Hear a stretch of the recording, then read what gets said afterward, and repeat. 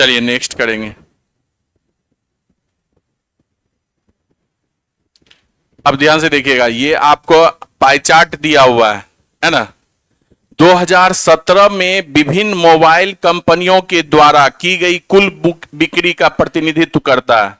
यदि वर्ष 2017 में कुल बिक्री 5,000 करोड़ है, तो एप्पल कंपनी द्वारा की गई बिक्री रुपया करोड़ में कितना है, यह आपसे पता करना।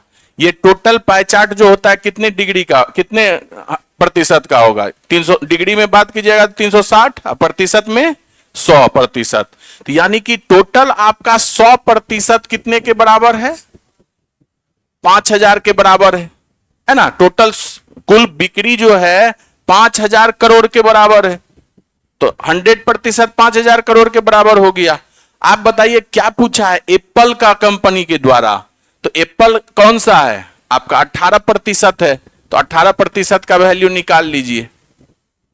5,000 बटे में 100 गुना 18, डबल जीरो कट गया, 18 पंचे 90, यानी कि 900 करोड़ रुपया एप्पल सिर्फ अकेले करता है। ऑप्शन नंबर सी है आपका।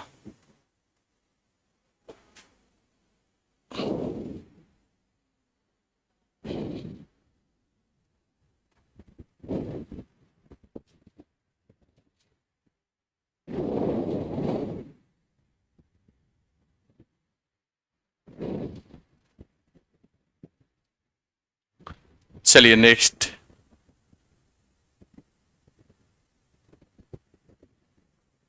अब देखिएगा, ये आपका मेंसुरेशन का सवाल। एक गोले को 2:3 के अनुपात में विभाजित किया गया, यानी कि एक टुकड़ा 2 यूनिट का है तो दूसरा टुकड़ा 3 यूनिट का। ठीक है। बड़ा हिस्सा एक शंकु के रूप में ढाला जाता है। बड़ा हिस्सा कौन सा हुआ, यही वाला ना बड़ा हिस्सा हुआ, ये बड़ा हिस्सा हो गया। इसको शंकु के रूप में ढाला जाता है। ठीक है। जिसकी ऊंचाई उसके आधार के त्रिज्या के बराबर में है, यानी कि आर और एच आपस में बराबर है। जबकि छोटा हिस्सा ये है आपका, ये छोटा हिस्सा हो गया। छोटा हिस्सा को बेलन के रूप में ढाला जाता है, ये आपका बेलन के रूप में ढलेगा, है ना।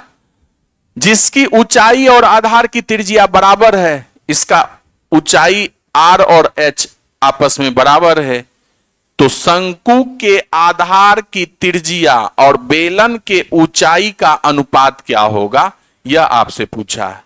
आप बताइए, पहले शंकु बोला है तो शंकु का लीजिएगा। शंकु का वॉल्यूम आप ले लीजिए, वॉल्यूम ऑफ कोन अब बटे में वॉल्यूम ऑफ सिलेंडर,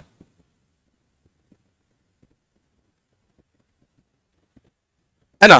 तो आपको विभाजित किया गया है तो इसी भाग में विभाजित होगा ये 3, और कोन वाला भाग ये 3 है, और सिलेंडर वाला भाग ये 2 है। आप बताइए वॉल्यूम ऑफ कोन क्या होगा, 1/3 pi r square h, 1/3 pi r square h, यानी कि आर स्क्वायर और एच आपस में बराबर है, तो आर क्यूब डायरेक्ट लिख दें, ये आर क्यूब हो गया बटे में सिलेंडर का आयतन क्या होता है, pi r square h, pi r square, h की जगह आर दे देंगे तो ये भी आर क्यूब हो गया, ये 3/2, है ना। पाई से पाई कट गया,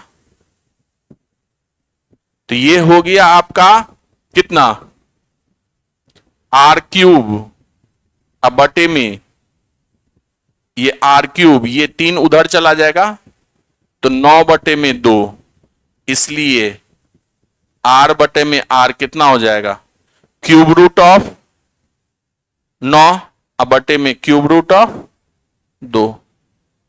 ऑप्शन नंबर ए आपका सही हो जाएगा। आपका पार्टनर कहां गया जी,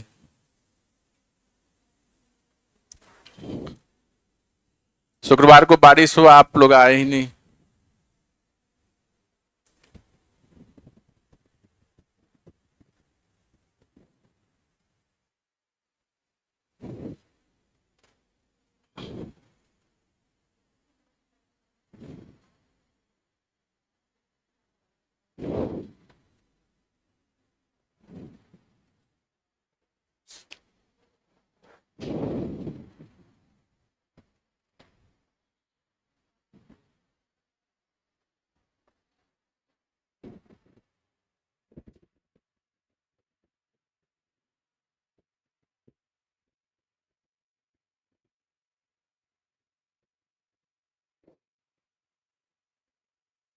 हो गया। चलिए नेक्स्ट। अब ध्यान से देखिए, एक आयत का क्षेत्रफल जो है 448 वर्ग मीटर है। इसकी लंबाई इसकी चौड़ाई से 12% अधिक है ना। चौड़ाई से 12% अधिक है। तो आप बताइए कि L का मतलब हुआ कि चौड़ाई से 12% अधिक है, तो चौड़ाई का 112 बटे में 100 है ना। तो आपका बताइए कि इसका चौड़ाई ज्ञात करना है।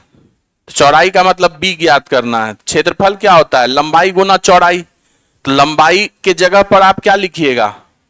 b गुने 112 बटे में 100।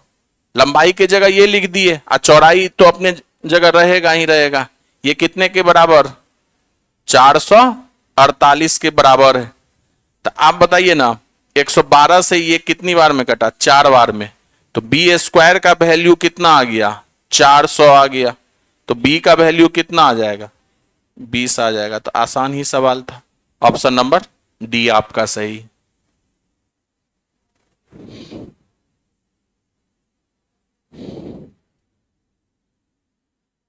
आयत का क्षेत्रफल बराबर होता है लंबाई गुना चौड़ाई।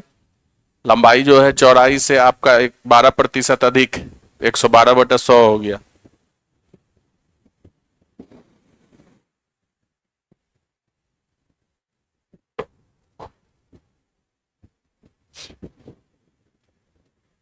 चलिए नेक्स्ट।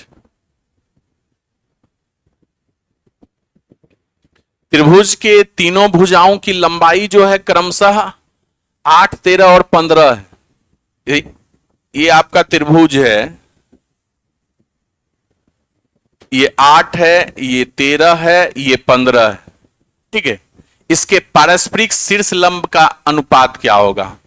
तो ये वाला लंब, ये वाला लंब और ये वाला लंब, तीनों का अनुपात आपसे पूछा है। ठीक है। ये तीनों का अनुपात, ये मान लीजिए H1 है, ये आपका अगर H2 है, ये आपका H3 है,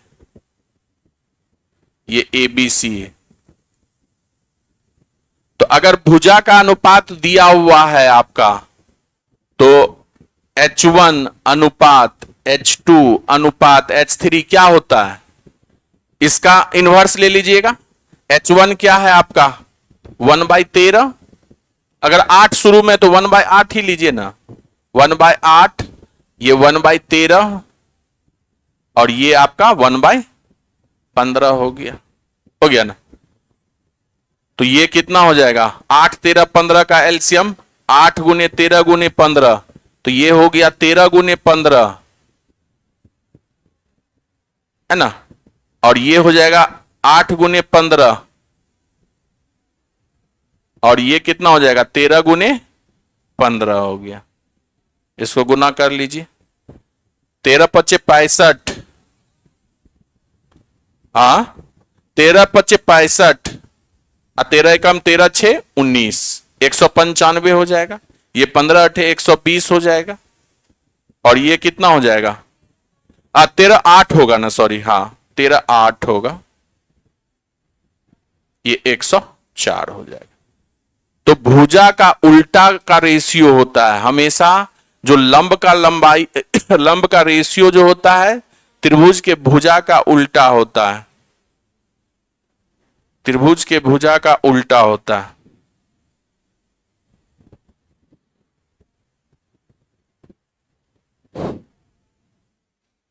और कई बार सवाल आपको दे देगा कि लंब का लंबाई का अनुपात दे देगा, भुजा का अनुपात निकालना रहेगा, तो वहां भी उल्टा कर दीजिएगा, है ना। हाँ बस, बहुत बार पूछा है इस तरह का सवाल, आपको रेलवे से लेके एसएससी तक पूछता है।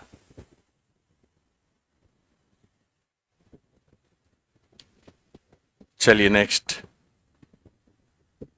अब देखिएगा, किसी समांतर चतुर्भुज का एक कोण उसके सबसे छोटे को, ये छोटा है, सबसे छोटे कोण के 3 गुने से 28 कम है।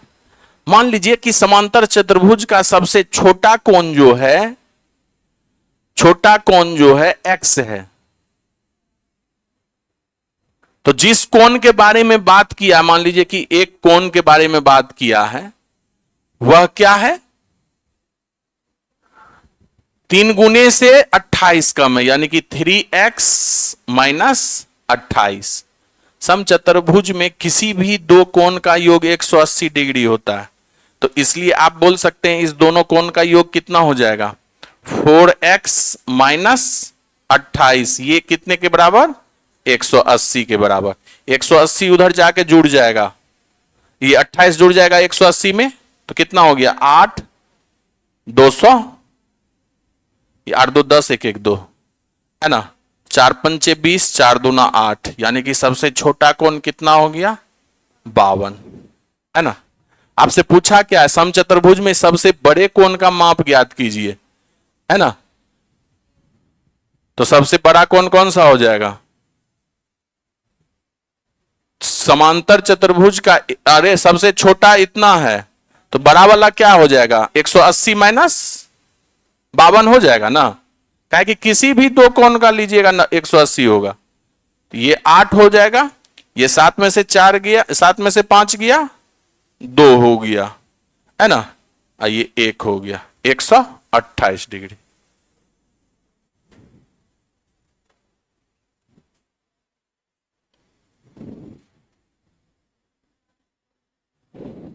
सबसे छोटा कोण पूछता तो आपका 52 डिग्री हो जाता, और सबसे बड़ा कोण है 128 डिग्री, दोनों मिलाकर 180 डिग्री हो गया आपका। क्या?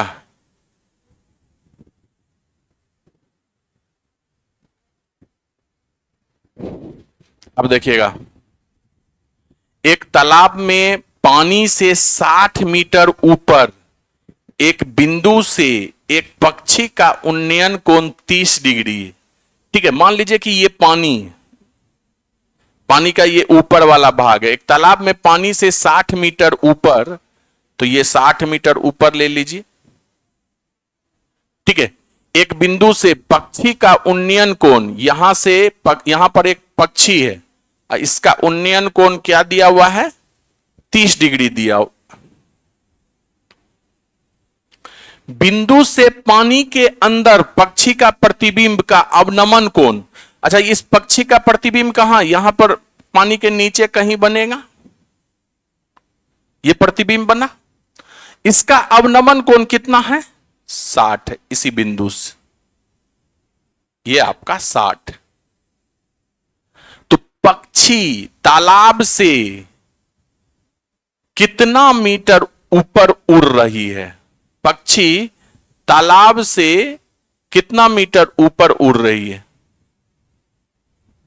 तालाब से कितना मीटर ऊपर उड़ रही है, यह आपसे पूछा है।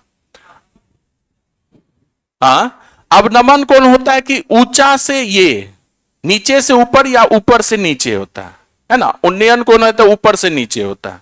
ठीक है, तो आप बताइए, अच्छा ये भी आपका क्या है? 90 डिग्री है, और ये भी आपका क्या है? 90 डिग्री है। अगर आप बताइए ये 90 है, ये 30 है, तो आप बताइए ये वाला रेशियो क्या हो जाएगा? ये 1 हो जाएगा, और ये 2 हो जाएगा, और ये कितना हो जाएगा? √3 हो जाएगा। तो एक यूनिट कितने के बराबर? 60 के बराबर है, ये इसका 60 गुना, तो यह भी 60 गुना होगा कि नहीं? 120। आप बताइए यह भी 60 गुना होगा, तो यह कितना हो जाएगा? 60√3 हो जाएगा। अब नीचे वाले समकोण त्रिभुज में आइए आप, ये 90 है, ये 60 है, और ये कितना हो जाएगा? 30 हो जाएगा। तो ये 90 है, ये 60 है, तो ये आप बताइए कि ये कितना हो जाएगा? 1 हो जाएगा, और ये कितना हो जाएगा? 2 हो जाएगा, और ये कितना हो जाएगा? √3 हो जाएगा। आप बताइए एक यूनिट कितने के बराबर? 60√3 के बराबर, यानी कि 60√3 गुना हो गया। आपसे क्या पूछा है? पक्षी तालाब से कितना मीटर ऊपर उड़ रहा है, तो यह आपका 60√3 गुना है, तो यह कितना हो गया? 60√3, तो यह कितना हो जाएगा? 60 तिहाई,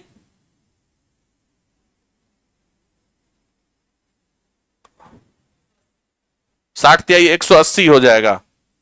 एक, अच्छा ये 60 है। सवाल में और कुछ डाटा मिसिंग है क्या? आ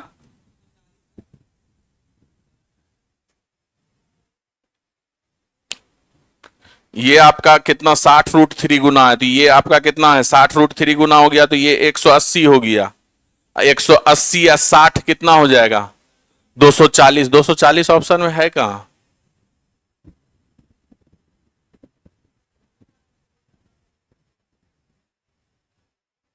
पक्षी तालाब से कितना ऊपर?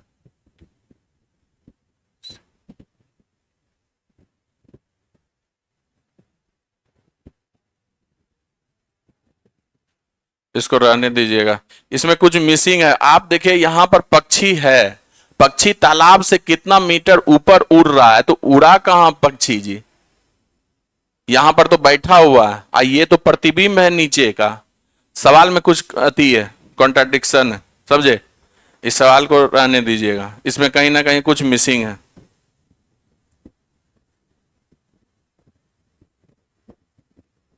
इसका क्या आ जाएगा? क्या? प्रतिबिंब तो समान ही दूरी पर होगा, अंदर अंदर होगा। तो अब तालाब के ऊपर से ना उड़ रहा है, तो वहां पर से तो 60 मीटर के ऊंचाई पर है। हाँ, टोटल दूरी 140। हाँ ये भी कह सकते हैं 120। हाँ ये भी कह सकते हैं, 240 हुआ तो 120 ऊपर 120 नीचे, बोल सकते हैं। चलिए, ए प्लस बी 90 डिग्री है, ठीक है, और ए और बी 2:1 में है, तो आप बताइए तो ये कितना हो जाएगा? ये 60 हो जाएगा, ये 30 हो जाएगा। ए आपका 60 हो गया, बी 30 हो गया, तो साइन 60 कितना होता है? √3/2 है ना, अगुना साइन बी यानी कि 30 डिग्री 1/2 यानी कि √3/4 हो जाएगा। अच्छा रेशियो पूछा है, तो रेशियो आप कर दीजिए। रेशियो पूछा है तो 1/2 का रेशियो हो गया, यानी कि √3 और 1 का। ऑप्शन नंबर ए, तो ये तो आसान है, हमको लगा कि गुना है।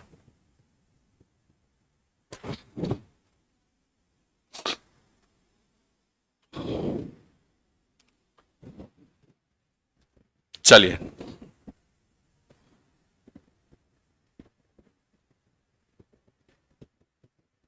अब ध्यान से देखिए, 4x का पावर 6 माइनस 5x³ माइनस 3 को किससे विभाजित कर रहे हैं? x³ माइनस 2 से विभाजित करते हैं तो कितना शेषफल आता है? तो आप बताइए, जिससे विभाजित करते हैं उसको क्या चीज के बराबर करते हैं? 0 के बराबर कीजिएगा, तो ये 0 के बराबर हो जाएगा, तो x³ का वैल्यू कितना हो जाएगा? 2। तो आप बताइए x³ जहां जहां दिखेगा वहां वहां क्या आप दीजिएगा? 2 दीजिएगा, तो 4। ये x³ लिख सकते हैं, x³ का होल स्क्वायर है, यानी कि into x³ minus 5x³ minus 3। आप बताइए कि 4 इंटू x³ के जगह 2 इंटू 2 माइनस 5 इंटू 2 माइनस 3, ये कितना हो गया? 4 दूना 8 दूना 16, 16 माइनस 10 माइनस 3, 16 में से 13 घटा दीजिए, 3 आ गया। ऑप्शन नंबर ए। तो जिससे अलजेब्रिक इक्वेशन को विभाजित करते हैं और शेषफल पूछा जाए तो आप क्या कीजिएगा? जिससे विभाजित करते हैं उसको 0 के बराबर कर लीजिएगा, और जो x का वैल्यू आएगा वो पुट कर दीजिए।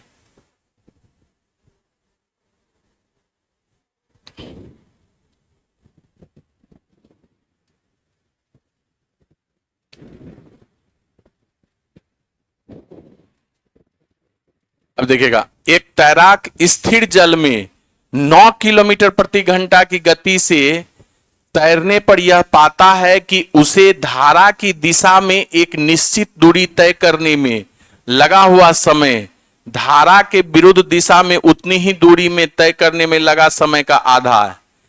यानी कि स्थिर जल में उसका गति कितना है? 9 है। अगर धारा के दिशा में जाता है तो और धारा के विपरीत में जाता है तो धारा के दिशा में कम समय लगता है, धारा के विपरीत में ज्यादा समय लगता है। तो धारा के दिशा में ज्यादा जाएगा तो धारा के विपरीत जाने का आधा समय लगता है ना। तो जल का गति यानी कि y आपसे पूछा है। अच्छा, धारा के साथ चल रहे हैं यानी कि धारा की ये नाव की चाल अब प्लस धारा की चाल, धारा की चाल y मान ली, और नाव विपरीत दिशा में चलिएगा तो नाव की चाल माइनस धारा की चाल। दूरी तो उतना ही तय कीजिएगा, चाहे दिशा में जाइए या दिशा के विपरीत जाइए। तो दूरी बराबर क्या होता है? चाल गुने समय। तो आप बताइए, समय अगर इसको 2t लगता है तो इसको कितना समय लगेगा? इसका आधा t ही समय लगेगा ना। ये आपस में बराबर होगा तो t से t काट दीजिए, है ना। यहां पर कितना हो गया? ये 18 प्लस 2y बराबर 9 माइनस y। तो 2y प्लस हो गया 3y। अब बराबर ये कितना हो जाएगा? अरे इसी को ज्यादा समय लगवा दिए, ज्यादा समय इधर ना लगेगा। ये t लग रहा है तो ये 2t होगा, t से t काट दीजिएगा। 2 यहां पर लगेगा तो ये आपका देखिए क्या हो जाएगा, इसलिए तो माइनस में आ रहा था। 9 प्लस y ये बराबर होगा 18 माइनस 2y। तो ये कितना हो गया? 3y बराबर 9। तो y का मान कितना आ गया? 3 किलोमीटर प्रति घंटा, है ना। आसान ही सवाल था। हमेशा धारा के विपरीत जाने में समय ज्यादा लगता है और धारा के दिशा जाने में कम समय लगता है। धारा के विपरीत में नाव की चाल माइनस धारा की चाल और धारा के दिशा में नाव की चाल प्लस धारा की चाल।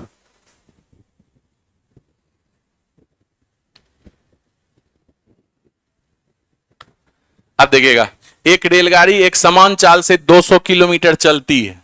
यदि चाल 10 किलोमीटर प्रति घंटा कम होती तो यात्रा में 40 मिनट अधिक समय लगता। तो रेलगाड़ी की चाल बताएं। अच्छा, रेलगाड़ी किसी भी चाल से चले तो दूरी तो उतना ही उसको तय करना है। तो जब चाल आपका समान है तो दूरी का फॉर्मूला क्या होता है? चालों का गुणनफल। मान लीजिए दूरी का फॉर्मूला होता है चालों का गुणनफल S1 गुने S2 बटे में चाल का अंतर अगुना समय में अंतर, समय में अंतर T1 माइनस या प्लस T2। ठीक है, आप बताइए दूरी कितना है? 200 किलोमीटर चलता है। ठीक है, दूरी 200 किलोमीटर चला बराबर, मान लीजिए कि S के चाल से शुरू में चल रहा है, उसके बाद 10 किलोमीटर से घटा दीजिए तो S माइनस 10 हो गया। दोनों के बीच में अंतर कितना का? 10 का ही। और कितना समय का अंतर है? 40 मिनट का। मिनट में है तो इसको घंटा में चेंज कर लीजिए, है ना। आप यहां से क्या देखते हैं? 20 दूना 40, 20 तिहाई 60, 2 से कट जाएगा 5 बार में, है ना। 5 तिहाई 15 गुना 2 30 बराबर S इंटू S माइनस 10। अब यहां से आप क्या देख रहे हैं कि क्वाड्रेटिक इक्वेशन बन रहा है। चाल ही तो आपसे पूछा है तो ऑप्शन से यहां पुट कर दीजिए, इसमें जो 3000 के बराबर हो जाएगा वही आपका आंसर होगा। तो बाय ऑप्शन अगर 60 पुट कीजिएगा ना, पुट S बराबर 60, तो ये देखिए कितना हो जाएगा? 60 अगुने 60 माइनस 10 कितना? 50। तो देखिए 3000 हो गया ना, इसलिए आंसर क्या हो गया आपका? ऑप्शन नंबर बी आपका सही। तो ये बहुत ही इंपॉर्टेंट फॉर्मूला है। अगर चाल के द्वारा तय किया गया दूरी समान है तो दूरी बराबर चालों का गुणनफल बटे में चाल का अंतर गुने समय का अंतर।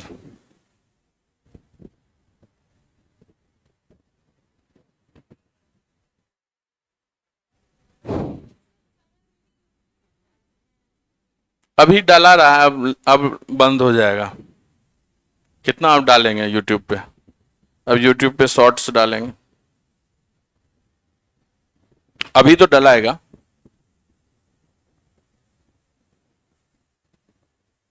अब देखिए, एक व्यक्ति 40 किलोमीटर प्रति घंटा की गति से गाड़ी चलाकर ऑफिस 1 मिनट पहले पहुंच जाता है, और जबकि 36 किलोमीटर प्रति घंटा के रफ्तार से गाड़ी चलाने पर वह ऑफिस देरी से पहुंचता है।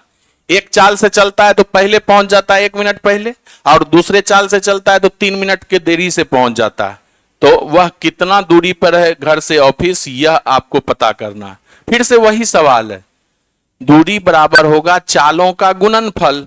तो चाल है, पहला चाल है 40 अगुना दूसरा चाल कितना 36 बटे में दोनों चाल में अंतर कितना 4 का अगुना समय का अंतर। तो 1 मिनट पहले पहुंचता है और एगो 3 मिनट की देरी से पहुंचता है, तो अंतर क्या हो जाएगा, जुड़ जाएगा। तो 3 + 1 4 मिनट है तो घंटा में चेंज कर लीजिए।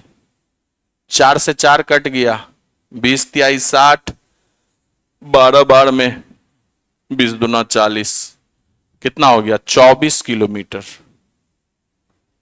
घर से ऑफिस की दूरी जो है वह 24 किलोमीटर।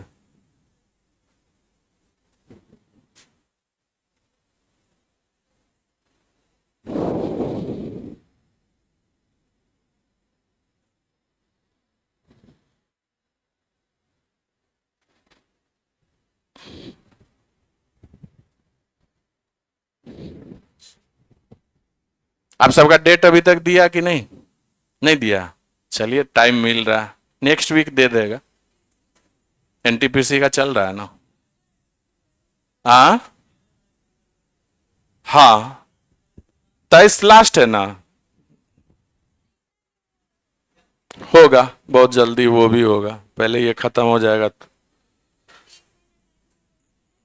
हाँ बस यही सब रहेगा और क्या, उसका सिलेबस थोड़ा चेंज है, सिलेबस तो वही है।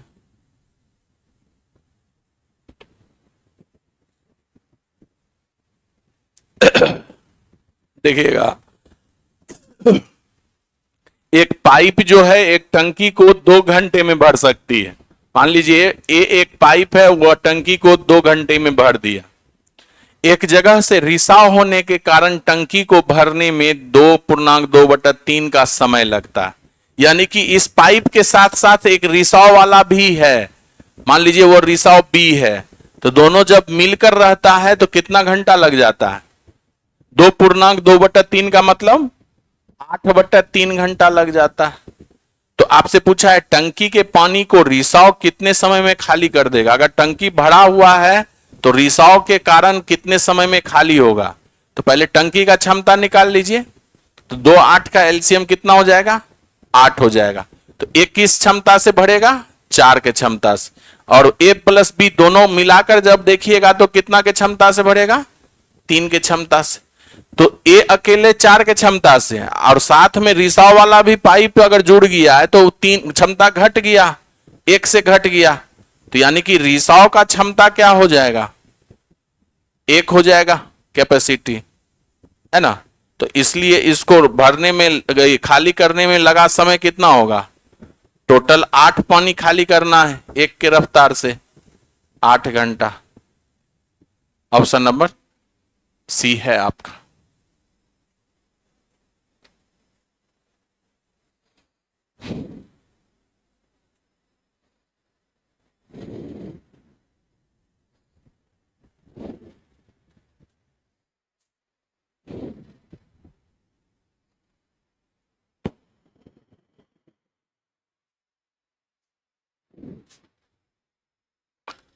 चलिए नेक्स्ट, ये सारा सवाल तो किए होंगे आप लोग, ये किए हैं। इसका कितना आया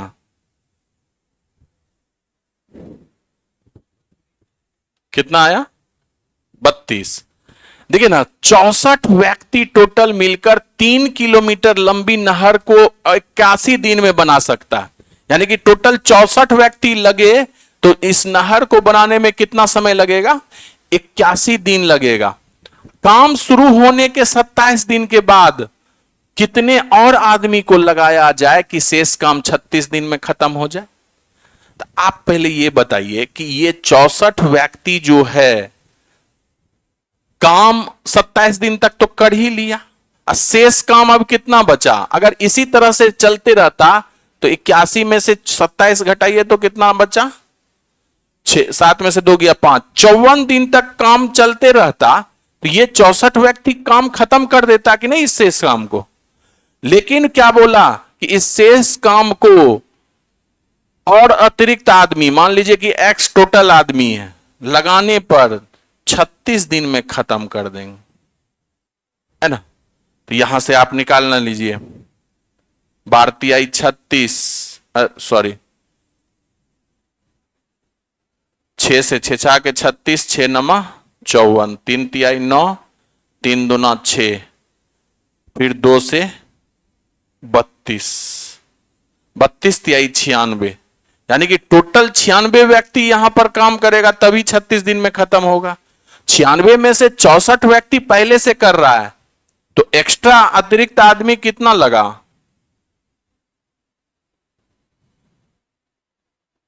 अतिरिक्त आदमी 96 में से 64 घटा दीजिए 32। ये अच्छा सवाल था, ट्रिकी था। ऑप्शन नंबर बी सही आंसर है।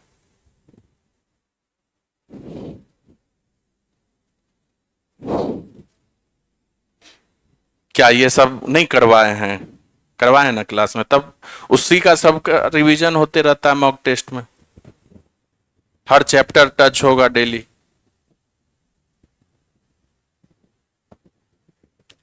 चलिए, 550 रुपये की एक राशि को ऋण के रूप में लिया गया, ठीक है, और इसे 2 समान वार्षिक किस्त में चुकाया जाना है। यदि ब्याज की दर 20% वार्षिक चक्रवृद्धि हो तो प्रत्येक किस्त की राशि क्या होगी? आप पहले ये बताइए कि 20% का फ्रैक्शन वैल्यू क्या हो गया? 1/5।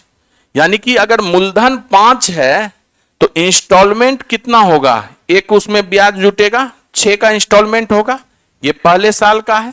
कितने किस्त में चुकाया गया? 2 समान वार्षिक किस्त में। तो दूसरा किस्त जो होगा तो मूलधन अपना स्क्वायर ले लेगा, दूसरे साल में जैसे ही जाइएगा तो इधर भी आपका स्क्वायर हो जाएगा, है ना। समान होना चाहिए हर एक किस्त। तो ये 6 का स्क्वायर है तो इसको भी 6 का स्क्वायर बनाइएगा ना, तो 6 से गुना करना पड़ेगा, तो यहां भी 6 से गुना करना पड़ेगा। तो ये टोटल हो गया 30 और ये है आपका 25, है ना। तो टोटल कितना हो गया? मूलधन 55 हो गया। आप यहां से बताइए कि प्रत्येक इंस्टॉलमेंट है कितने का? 36 का है। तो आप एक्चुअल में टोटल राशि कितना ऋण पर लिया गया था? 550। तो बताइए तो कितना गुना है? 10 गुना। तो प्रत्येक इंस्टॉलमेंट भी 10 गुना होगा, 360 का। ऑप्शन नंबर डी आपका सही। चक्रवृद्धि ब्याज का सवाल।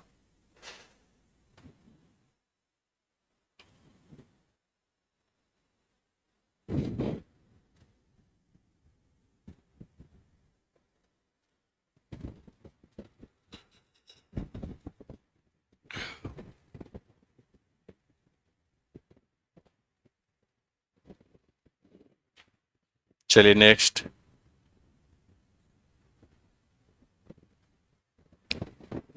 अब देखिए, साधारण ब्याज पर कोई धन 8 वर्ष में 2 गुना हो जाता है ना। तो 4 गुना होने में कितना समय लगेगा? तो इसका फॉर्मूला बताए थे ना, N1 - 1 बटे में T1 बराबर N2 - 1 बटे में T2।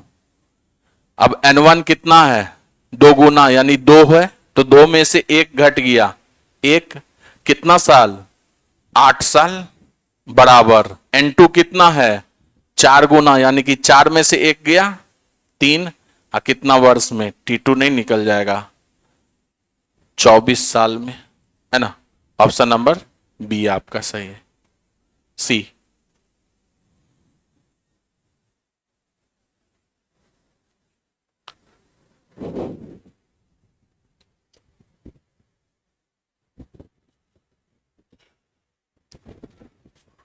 सेट हल्का था कि ठीक है, मॉडरेट, ठीक है, ज्यादा हल्का भी तो नहीं है।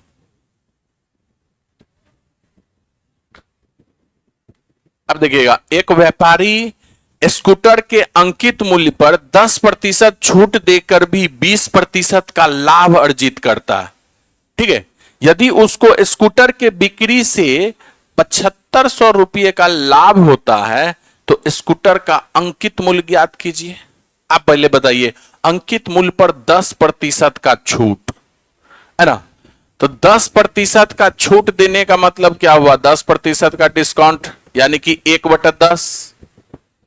कहने का क्या मतलब हुआ, 10 अगर आपका एमपी है तो 1 के डिस्काउंट पर आप बेच रहे हैं, तो यहां से एमपी और एसपी का रेशियो जो होगा वह क्या हो जाएगा, 10 का चीज कितना में बेचे, 1 के डिस्काउंट यानी कि 9 में बेच दिए।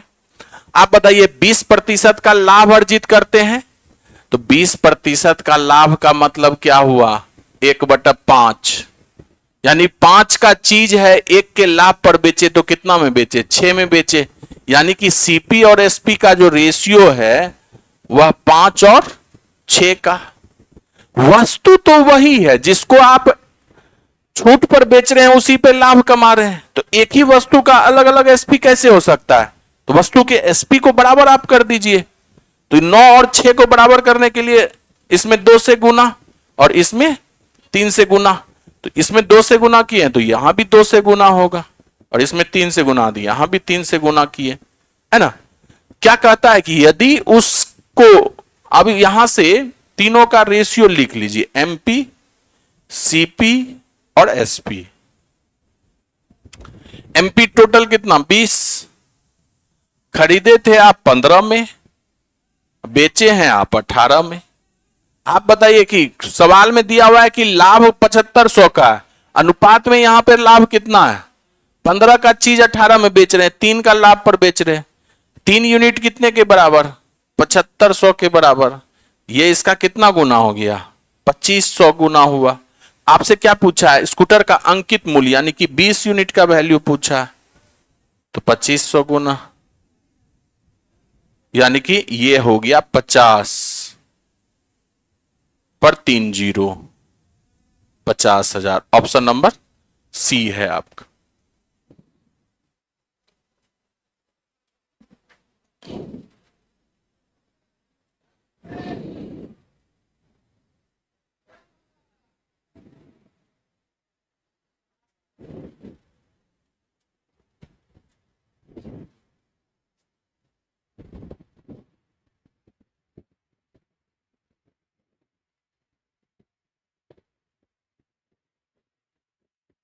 चलिए नेक्स्ट। अब देखिए, एक व्यक्ति 480 रुपया में 2 घड़ी खरीदता है, दोनों घड़ी का यानी कि मिलाकर क्रय मूल्य है 480। ठीक है, एक घड़ी को वह 15% के हानि पर बेचा और दूसरे को जो है 90% के लाभ पर बेचा, यानी कि पहला घड़ी को अगर आप 15% के हानि पर बेचे, 15% का हानि मतलब 5 तिहाई 15 और 20 पंचे 100, 20 का चीज 3 के हानि पर बेच दिए, तो यानी कि 17 पर आप बेचे। ठीक है, दूसरा घड़ी क्या है, 19% के लाभ पर बेच दिए, इसको 19% के प्रॉफिट पर बेचिए, तो 19 का चीज 100 का चीज 19 के लाभ पर बेच दिए, 119 में बेच दिए, है ना। कहता है उसके पश्चात ज्ञात होता है कि उस दोनों घड़ी का एक समान मूल्य पर बेचा जाता है, यानी कि विक्रय मूल्य दोनों घड़ी का समान है, तो 17 और 119 को बराबर करने के लिए क्या कीजिएगा, आप 7 से ऊपर गुना कर दीजिएगा, तो यहां भी 7 से गुना होगा, तो यहां भी 7 से गुना होगा, तो 140 हो गया, ये 100 है ना। दोनों घड़ी का मिलाकर क्रय मूल्य कितना है, 240, जबकि सवाल में दिया हुआ है दोनों घड़ी का क्रय मूल्य 480 है, तो ये इसका कितना गुना हो गया, 2 गुना हो गया। आपसे क्या पूछा है, दोनों घड़ी का क्रय मूल्य ज्ञात कीजिए। तो पहला घड़ी का क्रय मूल्य क्या हो जाएगा, 140 का 2 गुना 280, और दूसरे घड़ी का क्रय मूल्य बता दीजिए, है ना, 100 का 2 गुना 200 हो गया, दोनों मिलाकर 480 हुआ, सॉरी 280 या 200 ये होगा।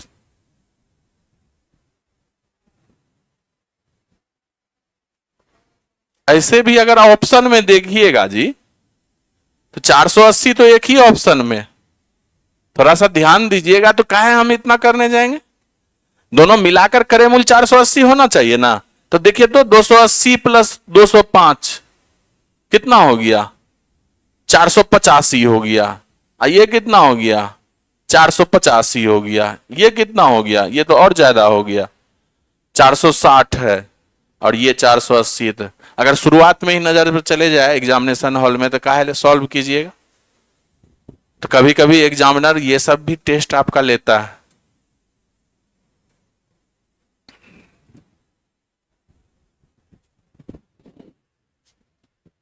चलिए नेक्स्ट। अब देखिए, जगदीश और जागृति की आय का योग 2700 रुपया। जगदीश अपनी आय का 90% खर्च करता है और जागृति अपनी आय का 80% खर्च है, क्या यहां कुछ छूटा, खर्च करता है। यदि दोनों की बचत समान है तो जागृति का वेतन कितना है, यह आपसे पूछा। आप बताइए, जगदीश है ये जगदीश है और ये जागृति है। आप बताइए कि दोनों के आय का योग 2700 है, 90% व्यय करता है। तो आप बताइए कि यहां से अगर आपका आय 90% व्यय करता है, तो 90 अगर व्यय किया, खर्च किया, तो 10% आपका बचत किया, तो आय जो होगा 100 रुपया होगा, है ना। आय जो है 100 रुपया है, ये आपका बचत है और ये आपका खर्च। आप बताइए कि जागृति अपने आय का 80% खर्च करता है, जागृति अपने आय का उल्टा लिख दिए। चलिए यहां से हटाइए इसको। ये देखिए, ये आपका खर्च है, ठीक है, और ये आपका बचत है, और दोनों जोड़ दीजिए तो ये आपका आय आ गया, ठीक है। 90% आपका व्यय करता है जगदीश। जगदीश के बारे में आइए बात करते हैं। 90 खर्च किया तो 10 बचाया, तो आय 100 होगा। जागृति जो है आपका, ये जागृति ये 80 खर्च करती है तो 20 बचाती है, तो इसका भी आपका यानी कि 100 आय रहा होगा। यदि दोनों के बचत समान है तो जागृति का वेतन कितना है, यह आपसे पूछा है। आप पहले यह बताइए कि अनुपात में लिखे हैं तो इसको सबसे छोटे रूप में लिख लें। यहां से 0 0, ये 0 काट दिए, 9 1 10 हो गया। यहां पर आप बताइए कि 20 चौके 80, अब 20 पंचे 100, और ये आपका कितना हो गया, 4 खर्च है 5 बचत है, तो इस तरह से आपका कितना हो जाएगा, 9 होना चाहिए, है ना। 9 कर दीजिए इसको, 9 1 10 ये हो गया। आप बताइए कि दोनों का बचत जो है आपका समान है, यहां पर 1 बचत है और यहां पर 5 बचत है, तो ऊपर में क्या चीज से गुना कर दीजिएगा, 5 से गुना, तो इसमें भी 5 से गुना हो जाएगा, है ना। अब बताइए कि यहां पर 5 से गुना हुआ तो इसमें भी 5 से गुना हो जाएगा, तो ये 50 हो जाएगा, है ना। और ये कितना हो जाएगा,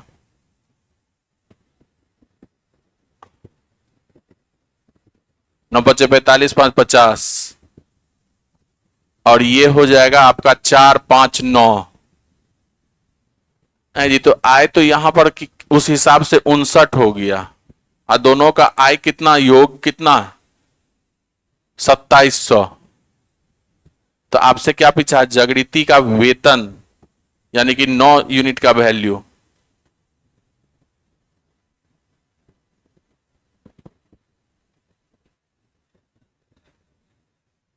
यहां पर कुछ अब 80% क्या पता क्या है, आया है क्या कुछ आंसर? हाँ, 900। यहां पर खर्च ही लिए हैं। हाँ, बचत तो बराबर करना ही है, बचत यहां पे बराबर हम लोग भी किए हैं।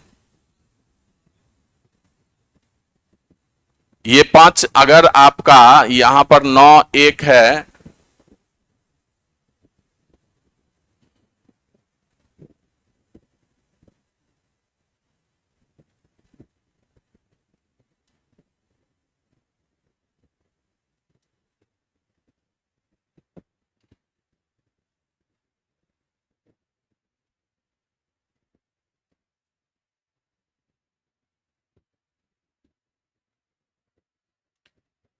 एक मिनट देखिएगा, तो एक मिनट रुकिए।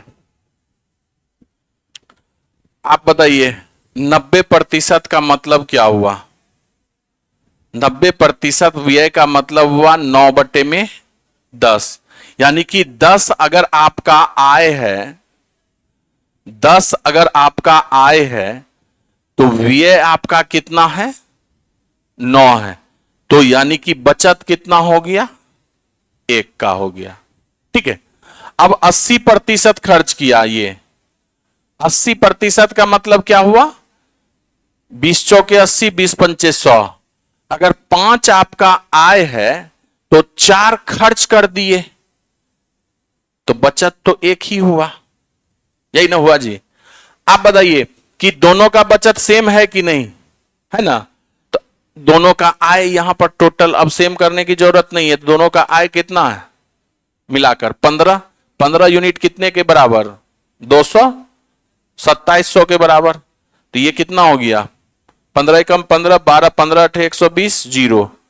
तो आपसे क्या पूछा है, जागृति, जागृति कौन था, नीचे ये 5 यूनिट का वैल्यू, तो ये 180 गुना हो गया।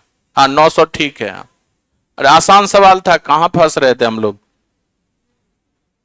हाँ हाँ, पता नहीं,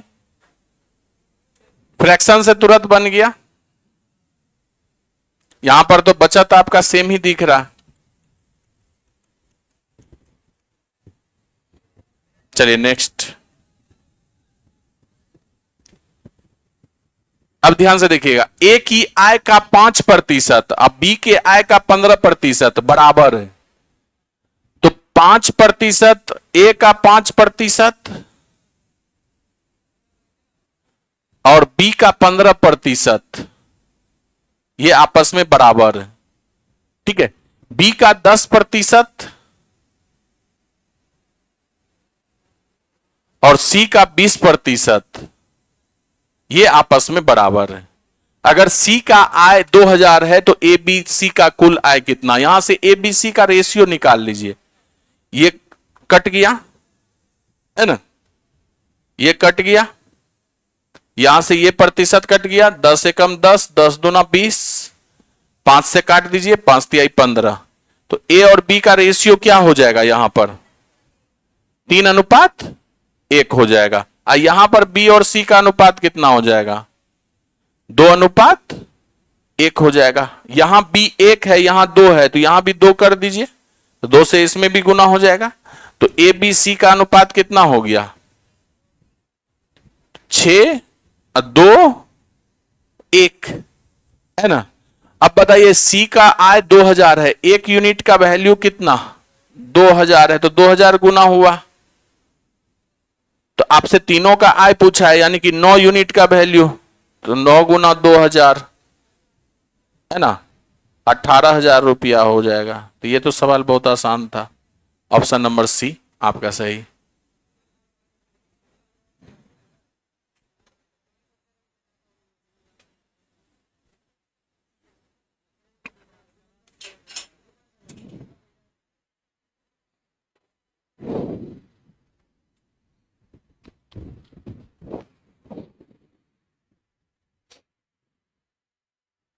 चलिए नेक्स्ट करते हैं।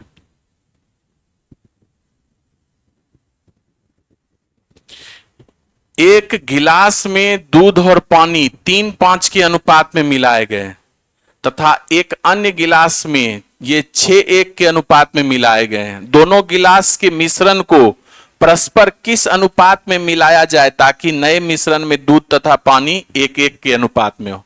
देखिएगा, एक गिलास है आपका, इसमें दूध और पानी जो है वह 3 और 5 के रेशियो में है ना। एक दूसरा गिलास है, इसमें जो दूध और पानी का रेशियो है वह 6:1 के अनुपात में। इस दोनों में से किस अनुपात में मिलाया जाए कि दूध और पानी का अनुपात कितना हो जाए, 1:1 का हो जाए। यही ना आपसे पूछा है। तो ऐसे सवाल को करने के लिए आप एलिगेशन लगाइए, और अगर यहां से दूध लेते हैं तो यहां से भी दूध लीजिए, यहां से भी दूध लीजिए। अगर यहां से पानी लेते हैं तो यहां से भी पानी और यहां से भी पानी। आप बताइए कि अगर आप क्या मान रहे हैं, दूध ले रहे हैं, तो दूध होगी आपका 3/8। इसमें दूध कितना, 6/7। दोनों को मिलाने पर 1:1 होता है, तो दूध कितना, 1/2। तो 8, 7, 2 का एलसीएम ले लीजिए आप, तो कितना हो जाएगा, 8, 7, 2 का एलसीएम बताइएगा, 56। 56 से इसमें गुना कीजिएगा तो 7 तिहाई 21। 56 से इसमें गुना कीजिएगा तो 8 छाके 48। 56 से इसमें गुना कीजिएगा तो कितना, 28। तो यह कितना हो गया, 20, और यह कितना हो गया, 7। यानी 20:7 में आप निकालिएगा तो जाके आपका मिश्रण 1 और 1 का हो जाएगा। तो ये एलिगेशन चैप्टर का है आपका सवाल।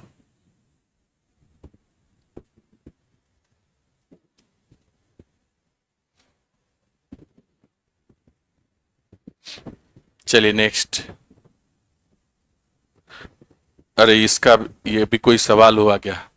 ए अनुपात बी 3 और 4 के अनुपात में, बी अनुपात सी 6:5 के अनुपात में। तो ए अनुपात ए सी पूछा, ए प्लस सी, तो ए कितना है यहां पर, आप बताइए कि यहां पर बी 4 है, यहां पर बी 6 है, तो ए बी सी का अनुपात यहां से पहले निकाल लीजिए। बताइए, तो यहां पर बी आपका 4 है और यहां पर 6 है, तो इसमें 3 से गुना कर दीजिएगा और इसमें 2 से गुना कर दीजिएगा। तो ए कितना आ गया, 9, बी कितना आ गया, 12, और सी कितना आ गया, 10। अब आपसे जो पूछा है ए अनुपात ए प्लस सी, तो ए कितना हो गया, 9 अनुपात ए प्लस सी कितना, 10 + 9 19। ऑप्शन नंबर सी आपका सही।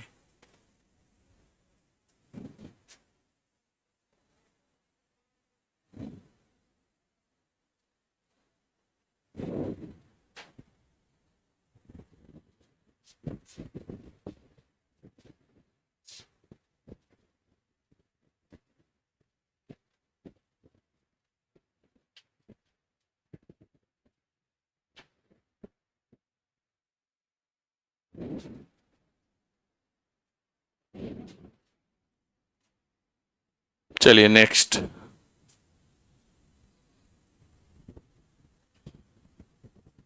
तीन घंटे एक दिन का सरलतम रूप, 3 घंटा है, इसको भी घंटा में चेंज कर दीजिए, 24। तो 3:24, 1:8 है ना। ये कोई सवाल नहीं। आप बताइए, 5 क्रमागत संख्याओं का औसत 50 है, सबसे बड़ी और सबसे छोटी संख्या का गुणनफल और चौथी और दूसरी संख्या का गुणनफल का अंतर ज्ञात कीजिए। लगातार जो है आपका औसत 50 है, 5 को लगातार है, 1, 2, 3, 4, 5। जब भी लगातार संख्या दिया हो तो बीच वाला ही औसत होता है, तो बीच वाला औसत है, तो ये आपका क्या हो गया, 50 हो गया, यही आपका एवरेज है। तो लगातार संख्या, तो ये 51 हो गया, ये 52, और ये 49 हो गया, ये 48 हो गया। क्या बोला कि सबसे बड़ी और सबसे छोटी, तो सबसे बड़ी संख्या है 52 गुना 48 माइनस तीसरी और चौथी संख्या का गुणनफल, चौथी और दूसरी संख्या, चौथा और दूसरा 51 गुना 49। इतना अगर गुना करने का मन नहीं है तो डिजिट सम लगा दीजिए। ये देखिए 7, ये कितना है 8 4 12 3, 7 गुना 3 21, 21 का डिजिट सम 3। और ये देखिए कितना है 6, और ये है आपका 4, 6 गुना 4 24, 24 का यूनिट डिजिट 6। तो 3 में से 6 गया 3, यानी कि आपका अंतर यही आएगा, आपका -3 आएगा, सॉरी। डिजिट सम, अंकों का योग लीजिए ना, ये कितना 5 + 2 7, ये कितना 8 4 12। डिजिट सम जो होता है 0 से 9 तक ही, और 9 को 0 हमेशा मानते हैं। तो ये कितना हो गया 8 4 12 यानी कि 3। तो 7 गुने 3 21, 21 का डिजिट सम कितना 3 हो गया। माइनस, आप बताइए कि ये कितना हो गया 6, 9 को हम लोग 0 मानते हैं, तो 6 गुना 4 कितना 24, 24 का 6, तो कितना आ गया अंतर -3। गुना करके भी देखिएगा, शायद -3 ही आएगा। अच्छा, आप गुना करके तो यही तो है सवाल, प्रैक्टिस कीजिएगा सब हो जाएगा।